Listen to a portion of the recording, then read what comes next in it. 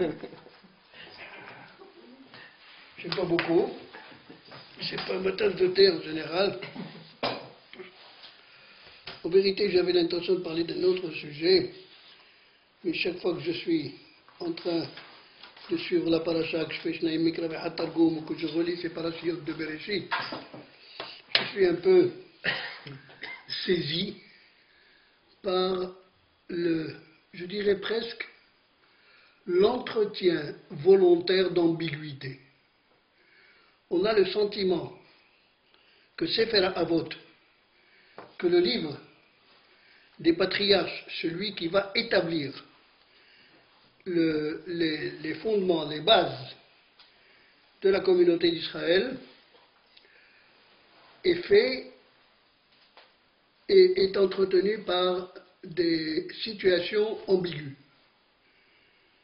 Le théâtre de boulevard, c'est des enfants de chœur, et Cécile B2000 ne ferait pas le poids, franchement. Moi, le Shabbat dernier, je me suis à nouveau trouvé confronté à cette situation, et je me suis dit, on a ici un exemple tout à fait exceptionnel de ces ambiguïtés. La question est de savoir comment nous, des milliers d'années après, nous continuons de recevoir ce texte et comment nous véhiculons ces ambiguïtés. Bien sûr, pour l'instant, vous ne comprenez pas du tout ce que je dis. Alors je vais demander à mon voisin, M. Zécri, mon complice, comme la dernière fois, de bien vouloir nous lire un texte pour que nous nous référions ensemble au même sujet. Et je vais essayer de poser un certain nombre de questions pour vous montrer que ce texte nous interpelle. Et nous interpelle très fort. Bachem, Baïk Isaac et Yitzhak, ici. C'est le 28. Le 27. Donc il arriva comme Yitzhak était devenu âgé, vieux, que sa vue s'obscurcit. Un jour il appela Esav, son fils aîné, et lui dit, « Mon fils ?» Il répondit, « Me voici. » Yitzhak reprit, « Vois, je suis devenu vieux, je ne connais pas l'heure de ma mort, et maintenant je te prie, prends tes armes, ton carquois et ton arc, va au champ, et prends du gibier pour moi. Fais-moi un ragoût que j'aime, comme je l'aime, serre-le-moi, et que j'en mange afin que mon cœur te bénisse avant ma mort. » Or, Rebecca entendit ce qu'Yitzhak disait à Esav son fils. Esav alla au champ pour chasser du gibier et le rapporter. Cependant, Rivka dit à Yaakov, son enfant, « Écoute, j'ai entendu ton père parler ainsi à Esav ton frère. Apporte-moi du gibier et apprête-moi un ragoût que je mangerai, et je te bénirai devant le Seigneur avant de mourir. Et maintenant, mon fils, sois docile à ma voix. » Donc c'est Rivka qui est en train de parler à son fils, à Yaakov. Elle lui dit, donc maintenant mon fils, sois docile à ma voix, donc écoute-moi, obéis-moi, sur ce que je vais t'ordonner. Va au menu bétail, va chasser, et prends-moi 2 beaux chevreaux, et j'en ferai pour ton père un ragoût tel qu'il l'apprécie, tel qu'il l'aime. Tu le présenteras à ton père, et il mangera, de sorte qu'il te bénira avant de mourir. Suite. Vous continuez. Alors, Yaakov dit à Rivka, sa maman, « Mais Esav, mon frère, est un homme velu, un homme poilu, et moi je ne le suis pas. » Donc lui, a priori, c'est quelqu'un de tralak, c'est-à-dire qu'il est lisse, sa peau est lisse. « Si par hasard mon père me tâte, me touche, je serai à ses yeux comme un trompeur, et au lieu de bénédiction, c'est une malédiction que j'aurai attirée sur moi. » Sa mère lui répondit, « Je prends sur moi ta malédiction, mon fils, obéis seulement à ma voix, et va me chercher ce que je t'ai dit. » Il alla le chercher et l'apporta à sa mère. Celle-ci en fit un mets selon le goût de son père. Puis Rivka prit les plus beaux vêtements d'Esav, son fils aîné, lesquels étaient sous sa main dans la maison, et en revêtit Yaakov, son plus jeune fils. De la peau, des chevreaux, elle enveloppa ses mains et la surface lisse de son cou, et posa le mets avec le pain qu'elle avait apprêté dans la main de Yaakov, son fils. Celui-ci entra chez son père, disant, « Mon père ?» Il répondit, « Me voici. Qui es-tu, mon fils ?» Yaakov dit à son père, « Je suis Esav, ton premier-né.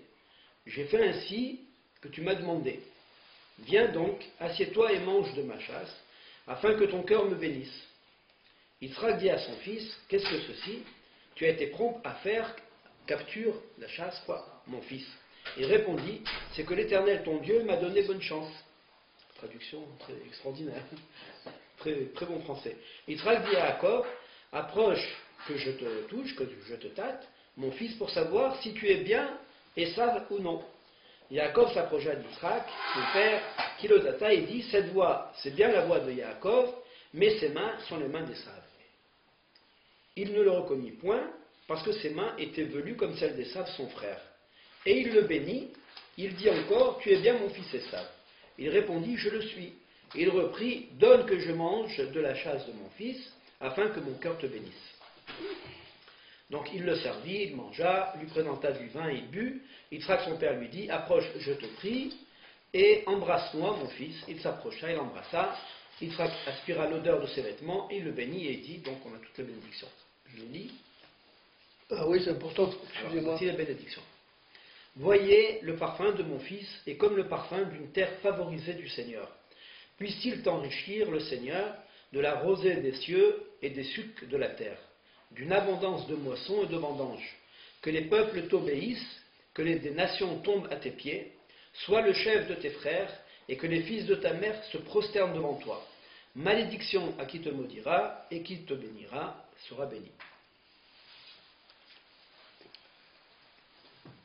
Tout le monde connaît ce texte. Très beau. Tout le monde connaît cette histoire. Mais franchement, si je vous posais une question élémentaire maintenant, lorsqu'on vous a raconté à nouveau cette histoire, Yitzhak, c'est quoi? Il est stupide. C'est son père. C'est quoi ce comportement de Yitzhak? Il passe pour qui? En fait, il a reconnu son... Oui, à part ça, Dans, on a l'impression que ça... dans notre reçu de cette histoire, Yitzhak, c'est quoi? C'est jouet. Ouais. C'est un pantin.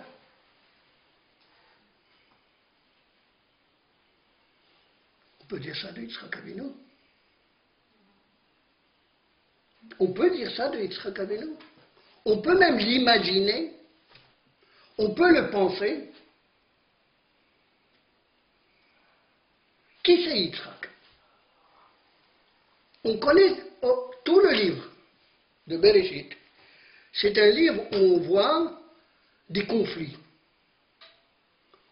Tout le livre, ce sont des conflits plus ou moins graves. Caïn et Hebel, Noah et ses enfants, Knaan, Ishmaël, Yitzhak, Yaakov, Esav, Yosef, Yehuda. Tout n'est que conflit. Vous regardez le texte, si vous le lisiez avec un tout petit peu d'attention, relatif à Yosef. Yosef, essayez d'imaginer un pantin à qui on est en train de bouger les ficelles pour le faire évoluer, c'est exactement Yosef. Il n'y a pas un mot, il n'y a pas une phrase qui sort de sa bouche et qui ne lui est pas dictée. Pas une phrase. Et ici on voit Yitzhak Avinu. Yitzhak Avinu qui passe. Pourquoi? On est en train de se jouer de lui. On est en train de le prendre pour je ne sais quoi.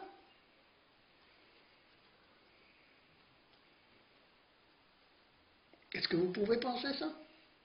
Vous pouvez imaginer que Yitzhak Avinu, l'un des trois patriarches, celui qui est Migdat ad-Din, celui qui véhicule la rigueur, celui qui véhicule la loi, n'est qu'une espèce de jouet entre les mains de sa femme et de son fils. Alors je crois que cette question poser comme ça, avec les excès du langage que j'ai voulu, nous oblige à relire le texte tout à fait autrement. Et Rachid, dans une toute petite note au tout début, relève déjà la difficulté pour nous dire attention, ne t'embarque pas sur une voie simpliste. Qu'est-ce qu'il lui a dit? Comment il dit?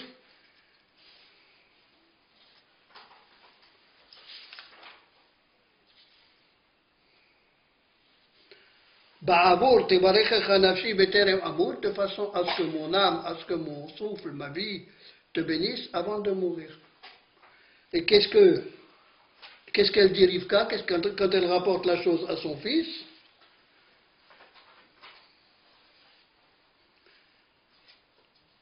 Apporte-moi donc de la chasse, le fruit de la chasse, fais-moi des plats, je mangerai, et je te bénirai devant l'Éternel avant de mourir.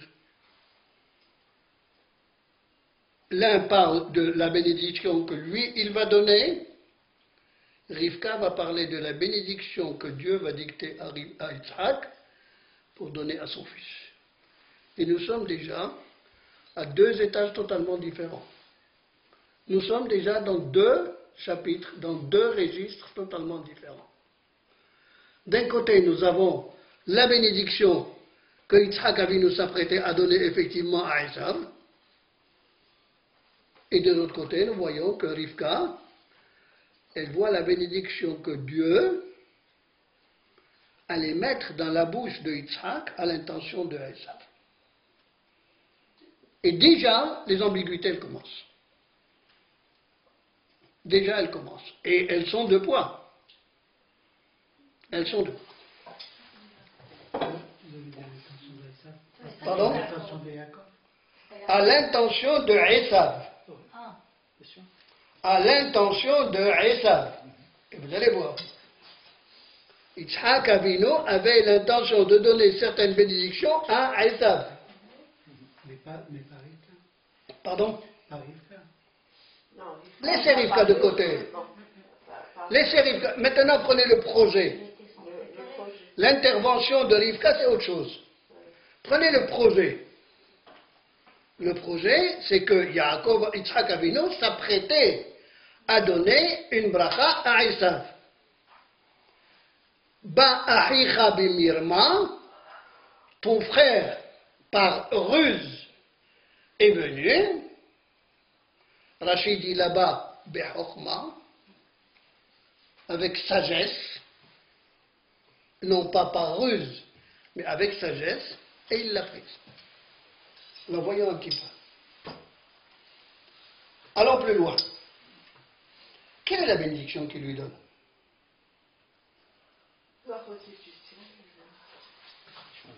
Mital Shamayim Mishemanea Aretz. Dagan Vetirosh.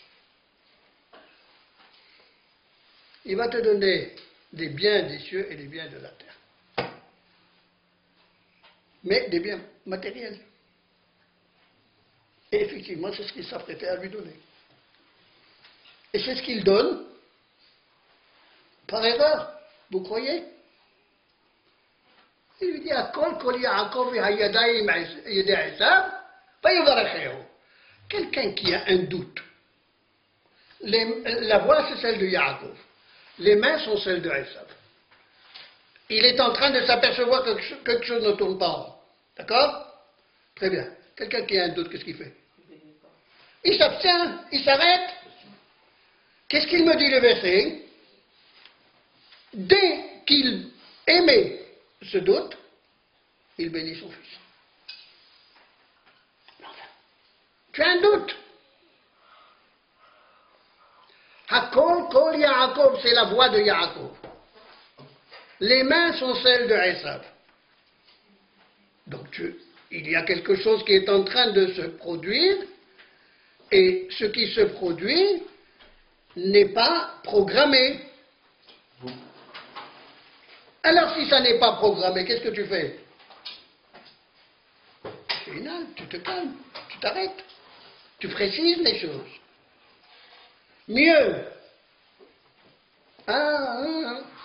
Il faut le sentir.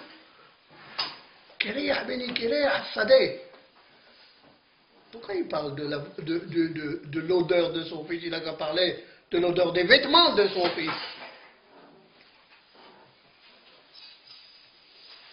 On voit dans toute cette affaire-là que Yitzhak est effectivement trompé. Et c'est là où vous faites effectivement intervenir Rivka. Rivka va être l'élément qui va venir perturber, non pas arranger, non pas améliorer, non pas réparer, mais perturber le plan de Dieu et le plan de Yitzhak. Parce qu'il y avait une préférence quand même sur Rivka, sur Yitzhak, et Yaakov. Vous savez, madame, on reviendra au problème, à la question de la préférence. Mais il y a deux niveaux d'approche d'un texte. En hamikra yotse midde pshuto. Un texte, il est têtu. Vous pouvez m'apporter tous les midrashim que vous voulez. Mais ce qu'il dit, il le dit. C'est le pshat, elle ramène le pshat. Ce qu'il dit, il le dit. Elle ramène le pshat. Non. Voyez, Voilà.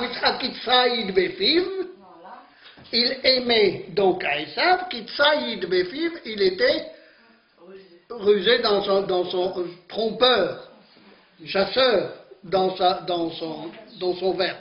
Et Rivka aurait Rivka Ohevet Yaakov. Ça ne veut pas dire que Yitzhak n'aimait pas Yaakov, ni que Rivka n'aimait pas Esav. C'est pour ça que je vous dis, le texte, c'est vrai qu'il a dit quelque chose, mais il n'a pas tout dit. Et en tout cas, la conclusion que vous en tirez, il ne l'a pas dite. Il a donné une piste. il va de soi, si Rivka elle est née Yaakov, le texte n'aurait pas dit qu'elle l'aimait. Elle n'aurait pas souligné ça. Donc si le texte le souligne, c'est pour marquer que Rivka, elle était vraiment, elle aimait Yaakov. Et Yitzhak ne l'aimait pas. Non. Et Yitzhak préférait Il y a Aïssa. une préférence en tout cas. Aïssa, vous allez voir que c'est juste le contraire. C'est le pshat. Le pshat, je vais vous le sortir. Parce que Hachem aussi l'a poussé à Le pshat, je vais vous le sortir pour vous montrer que le plan de Yitzhak, c'était le plan du Navi, du prophète. C'est le plan de l'un des trois Avot, qui allait dans la continuité du plan de HaKadosh Baruch Hu avec Abraham, Yitzhak et Yaakov. On voit ici une chose très claire. C'est que tous les doutes, toutes les ambiguïtés de ce texte sont des ambiguïtés qui ne sont des ambiguïtés que parce que quelqu'un est venu perturber le bon déroulement des choses. Mais le déroulement normal, vous en voulez la preuve? Je vais vous donner une preuve pour bien vous montrer que je ne suis pas en train de bâtir. Regardez la fin du texte.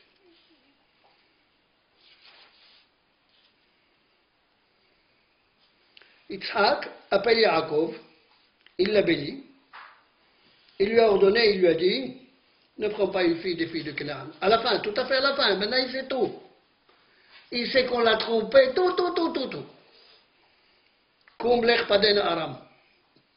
Lève-toi, va à Padan Aram. Beta Betuel, Avi Imecha. À la maison de Betuel, le père de ta mère. Bekah Lecha Isha Misham. Et prends pour toi de là-bas une femme. Mi Benot Lavan Ahi Imecha. Des filles de Lavan, le frère de ta mère. Ve'el Shaddai, et le Dieu qui se suffit à lui-même, Yivarech Otcha, qu'il te bénisse, Ve'yafrecha, qu'il te fasse te multiplier, Ve'yarbecha, et que tu deviennes très nombreux, Ve'haïta lekal amim, et tu seras une multitude de nations. Ve'iten lecha et birkat Abraham, et il te donnera la bénédiction d'Abraham. Il n'a pas crié gare. Il sait à qui il parle. On ne l'a pas trompé. Il sait qu'il parle à Yaakov. Il n'en a pas parlé jusqu'à maintenant de Birkat Abraham. C'est maintenant seulement qu'il en parle. Ça veut dire qu'il est tout à fait conscient maintenant, et maintenant seulement, qu'il est en train de donner la bracha de Abraham Avinu. La bracha de la continuité, c'est celle-là, pas l'autre. L'autre bracha est une bracha matérielle. À tel point que Aïssab dit à son Abracha Ahatlika, quoi, tu n'as qu'une seule bénédiction. Moi aussi, donne-moi un peu.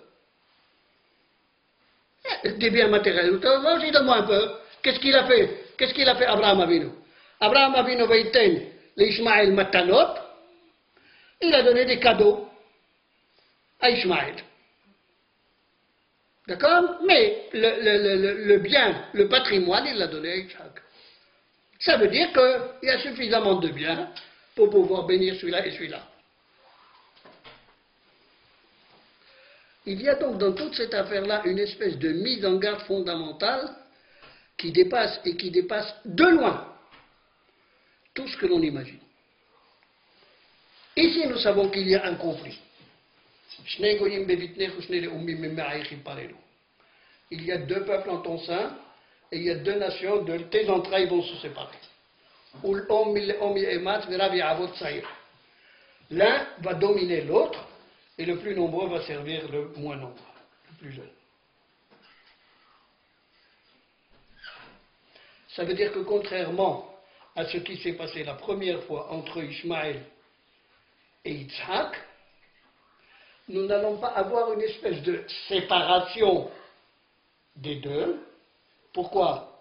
Là-bas, la séparation était possible parce qu'ils provenaient tous les deux de deux mères différentes, Sarah et Hagar. Ici, c'est la même mère. Et dès lors que c'est la même mère, il y a une espèce de confusion à tel point que Rivka elle-même va confondre, elle ne va rien comprendre, elle va s'angoisser. Quand elle est enceinte, on nous dit que quand elle passait Bettiflout, quand elle passait devant Avodah, c'était Esav qui voulait sortir. Quand elle passait devant un Beth Amidrash, c'était Yaakov qui voulait sortir. Et sa peur, c'était quoi?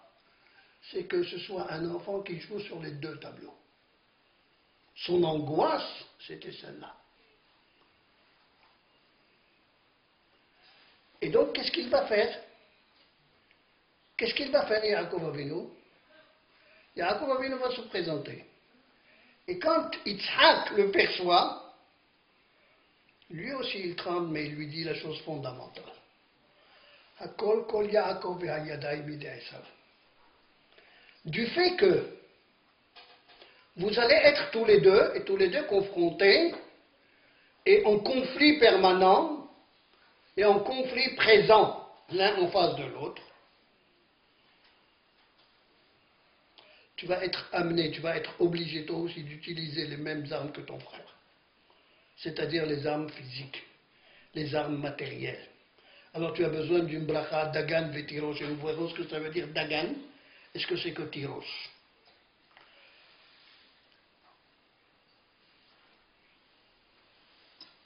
Alors il le met en garde.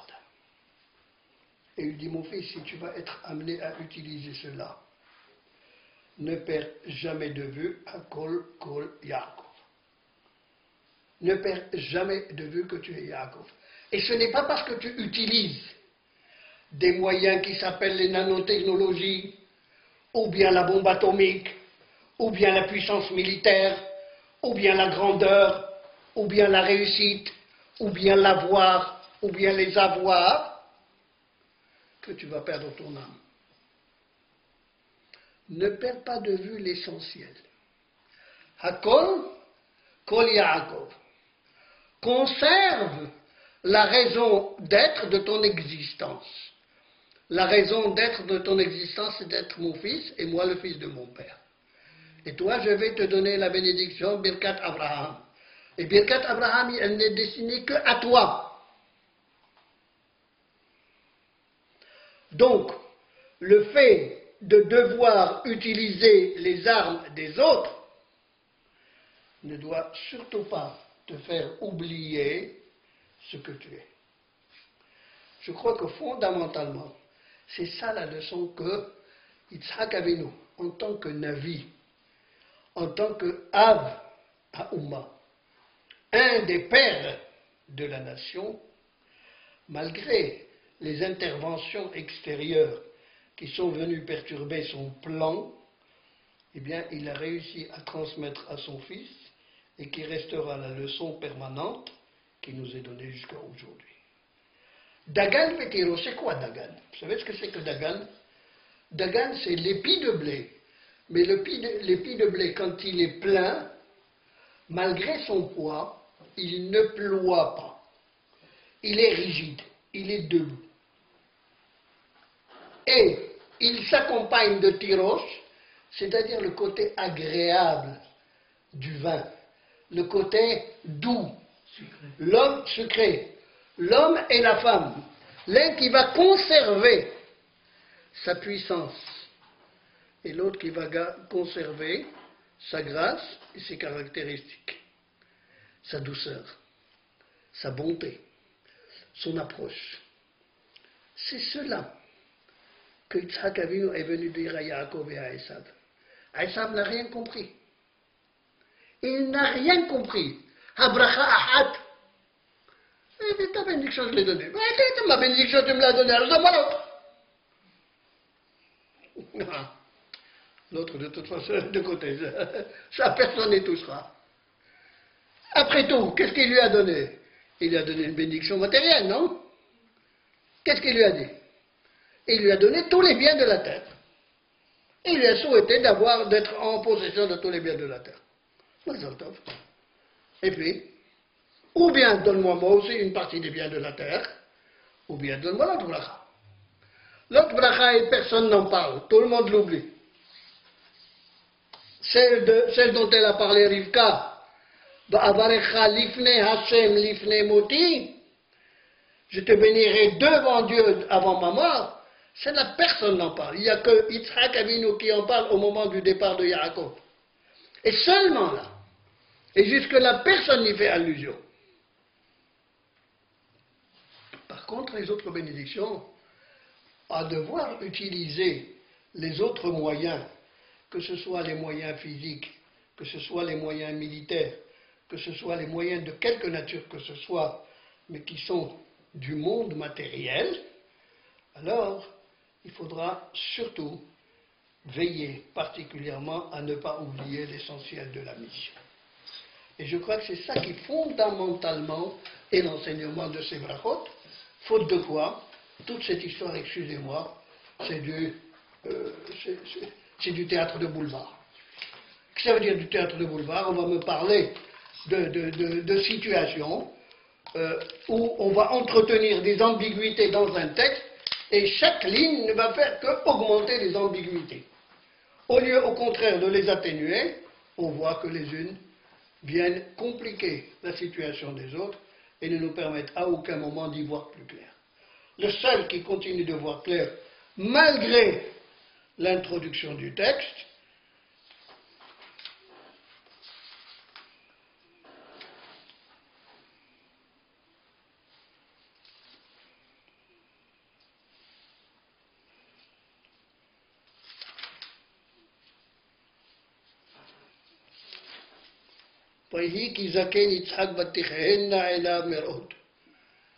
Yitzhak a vieilli et ses yeux voyaient de moins en moins.